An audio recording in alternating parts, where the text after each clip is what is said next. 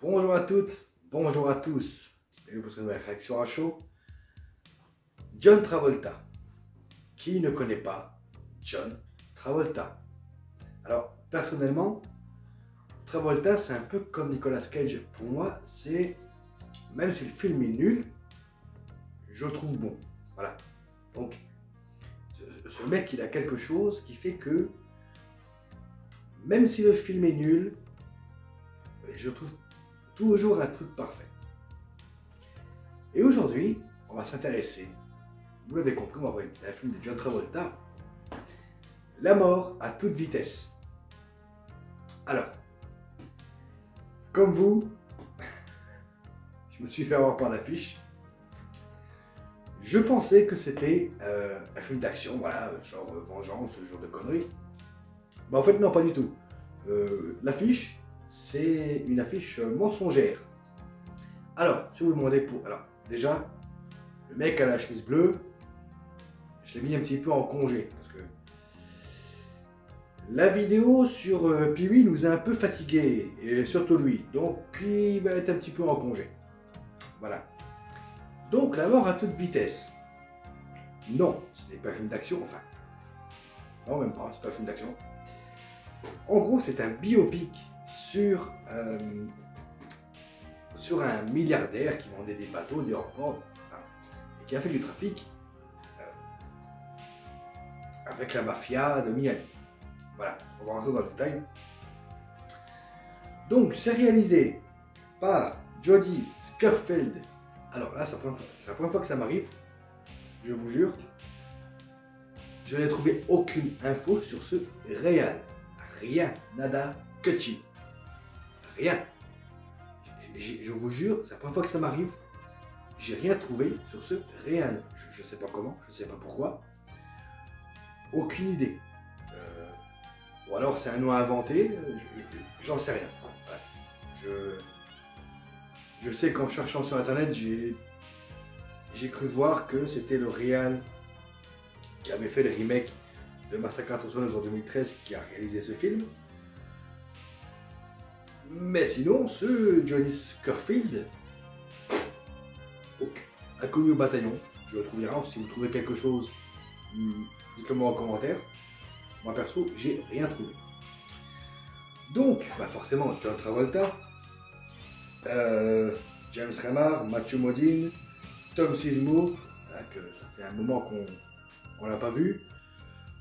Mais dans ce film, il est anecdotique. Enfin, on va rentrer dans les détails.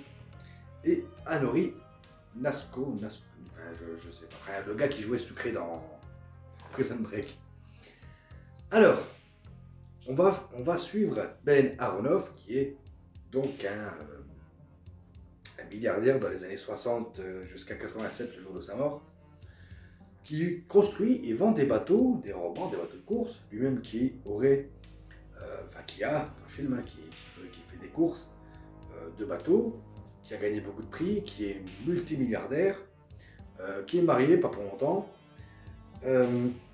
donc qui va faire du trafic avec de la mafia, donc il va leur vendre des bateaux, donc ces bateaux vont servir à exporter la drogue, et il va jouer sur le tableau, il va aussi vendre des bateaux au gouvernement américain.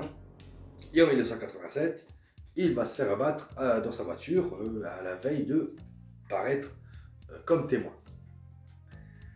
Alors voilà le speech en gros. Alors, il y a beaucoup, mais alors beaucoup de problèmes dans ce film. C'est hallucinant. Pendant la première heure du film, donc on voit Aronoff vivre, Travolta vivre sa vie, on voit qu'il découvre une passion pour les bateaux. Et alors déjà, il y a un truc qui me gonfle, et je pense que je l'avais dit sur ma réaction à chaud sur Gotti, sur le parrain John Gotti, toujours avec Travolta, il faut croire que qu'il y avait des voix off et qu'il y avait beaucoup d'allers et retours, passé futur, enfin passé présent. Alors, ce film-là, la mort à toute vitesse, l'avantage, c'est qu'on ne fait pas des allers-retours entre le passé, le présent et le futur. Mais, au début du film, pour bien 1 heure de film, par exemple, je prends une scène où, donc, quand il découvre sa passion pour les bateaux, voilà, pour les rebord, il fait un tour en bateau. Et là, on a l'image qui stoppe, et on a la voix de Travolta, en voix off, qui va raconter la scène. Il va raconter la scène, ce qui va se passer dans la scène. Donc forcément, ça fait rien. C'est comme si on ne prenait pas part au truc.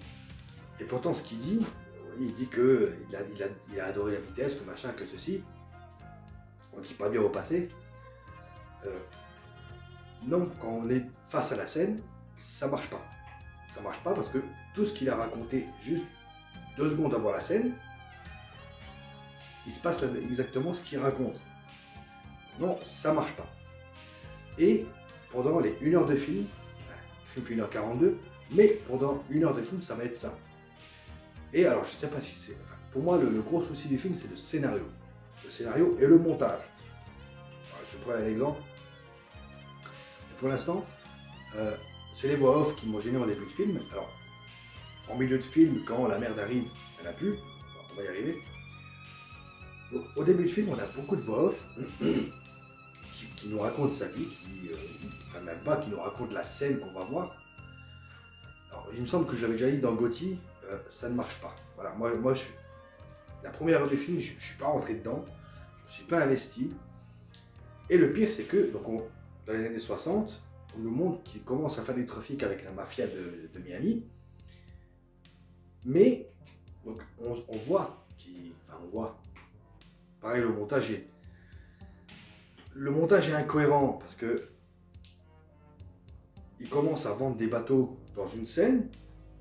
Donc avant, on a toute une scène où on voit qu'il gagne des courses, que son entreprise de bateaux marche très bien, qu'il vend des bateaux, que ça marche très bien, et que au bout d'un moment, la mafia vient le voir, lui propose on sait même pas. On voit le parrain de la mafia qui, ça j'adore, qu'il convoque, mais on a un cut, on arrive dans une autre scène qui n'a rien à voir. Alors on nous montre sa vie de famille. Donc voilà, il a 3 enfants, il est marié, mais il trompe sa femme. Voilà, pendant 20 à 30 minutes, c'est ça.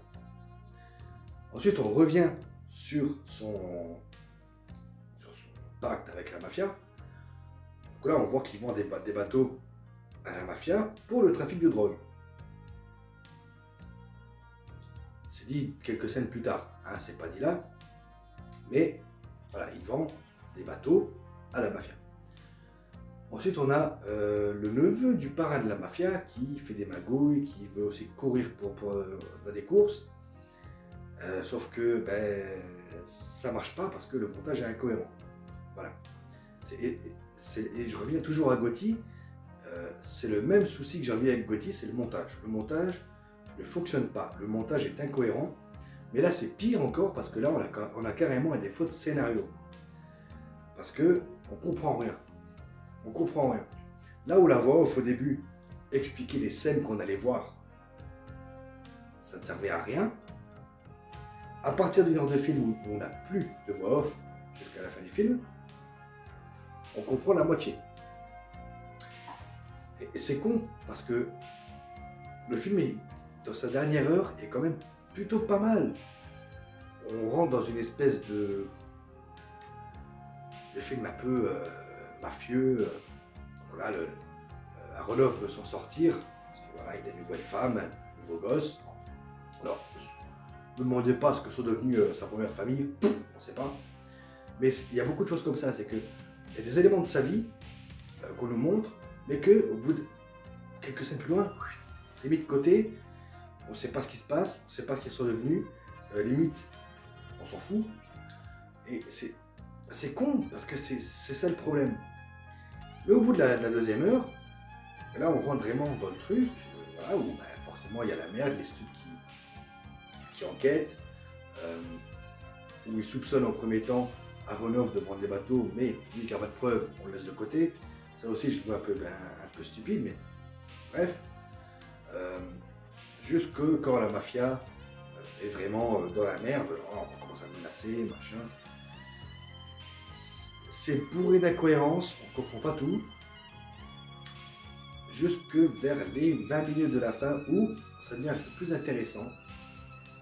Mais il y a toujours ce problème de scénario, ce problème de montage, et on comprend pas tout. Et c'est con parce que ça aurait pu être un bon film. Franchement, si vous avez l'occasion, regardez-le. Ça aurait pu être un bon film. Et là non, il y a tellement de problèmes de scénario, tellement de problèmes de montage. Alors, parce que c'est un budget. Je sais que le budget était de 15 millions. Où ils sont passés, je ne sais pas. Et pourtant, on sent que Travolta, Travolta est toujours à fond dans ses rôles. Travolta, il était vraiment à fond. Mais non, c'est vraiment des soucis de scénario, des soucis de montage.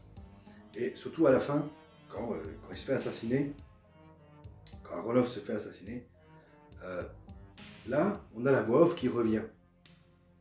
Alors, je ne suis pas contre les voix off dans des biopics, ou même quand c'est pas un biopic. Je ne suis pas contre les voix off.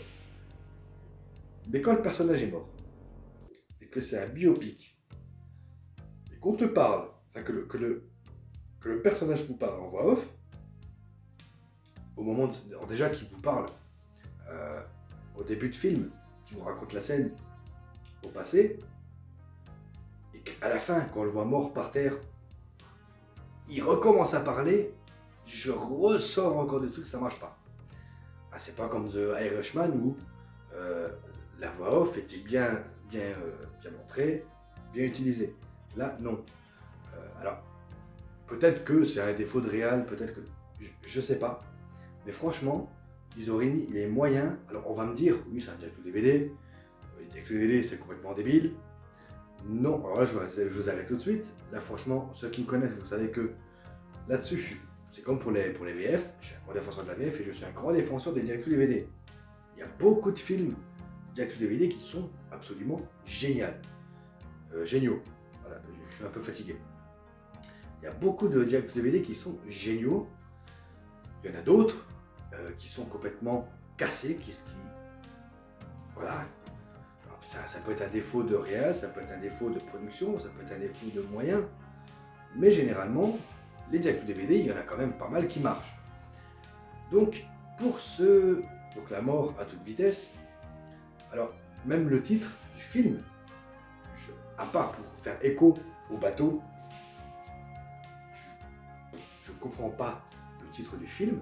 Alors, c'est tiré d'un roman, d'une biographie, bref. Mais, quand on regarde le film, on ne sent pas la mort à toute vitesse. On ne sent pas que le film va vite. Enfin, il va vite dans des choses où ça ne devrait pas. Voilà, les bases, quand on présente le personnage, quand on présente sa vie, quand on présente les enjeux du film, du personnage, ça va tellement vite qu'au bout d'un moment, ça marche plus. Alors, c'est con parce que, je sais pas comment vous dire, au bout d'un moment, enfin, d'un côté j'ai aimé, d'un côté, ben voilà, il y a tous ces défauts-là qui m'ont fait sortir du film. Et j'aime pas ça parce que quand un film, quand je sens que j'aime un film qui me plaît, qu'il y a tous ces défauts-là, que quelque part je l'aime pas, et je suis entre deux chaises et j'aime pas trop ça. Maintenant, je vous conseille quand même de le voir parce que voilà, ça reste Travolta, ça reste quand même, le mec est quand même correct, les acteurs qui sont avec lui aussi. C'est vraiment un défaut pour moi de montage et de scénario. Maintenant, si vous l'avez vu, n'hésitez pas à me dire en commentaire ce que vous en avez pensé. Mais voilà, pour moi, le gros défaut de ce film, c'est vraiment le scénario et le montage. Voilà, par exemple, pour illustrer un peu le montage, au bout d'un moment, on a le neveu du parrain de la mafia. Alors, il vient au bord de l'eau, il discute avec Travolta. Travolta lui montre s'il sait nager, il le pousse. Il le pousse pour faire tomber dans l'eau. Mais ça cut juste avant que le gars touche l'eau. Et là, on est sur une scène dans un bal ou dans une discothèque. Non, non. Si tu montres que tu pousses ton gars, enfin le gars, tu laisses l'image jusqu'à ce qu'il touche l'eau. Ou moi jusqu'à ce qu'il lève la tête de l'eau. Enfin, je sais pas. Là, non, là, ça coupe juste avant. Et le pire, c'est qu'on entend le plouf. C'est ça le pire, c'est qu'on entend le plouf, mais ça cut juste avant qu'on le voit toucher l'eau. Voilà les soucis de montage qu'il y a, c'est de ce style. Ou alors quand Aronoff, Travolta, est convoqué chez le parrain de la mafia, on a une scène d'ailleurs où il parle des soucis qu'il y a avec le business, mais vu qu'on ne nous a pas montré comment le business marchait et qu'est-ce qui se passait, on ne comprend rien, on est totalement perdu, c'est ça le problème. Écoutez, je vous conseille quand même de le voir si vous pouvez. Ceux qui l'ont vu, dites-moi ce que vous en avez pensé. Et je le dis encore, je suis un fervent défenseur des direct to DVD. Faut arrêter de croire que les direct to DVD, c'est des films de merde, c'est des films qui ne marcheront pas, c'est ceci, c'est cela. Direct to DVD, ça reste des films, ça reste, certes ça ne sort pas au cinéma, mais ça reste des films, il y en a de très très bons, il y en a même qu'on peut adorer. Et il y en a, ben, comme là, comme au cinéma, quand un film sort au cinéma, ça peut être totalement merdique, ça peut être totalement, je dis pas pourri, mais avec plus de soucis de production et de moyens, et ça peut donner ce genre de film. Donc voilà, on va s'arrêter là, et moi je vous dis à très bientôt, continuez à regarder des films, à jouer aux jeux vidéo, ciao.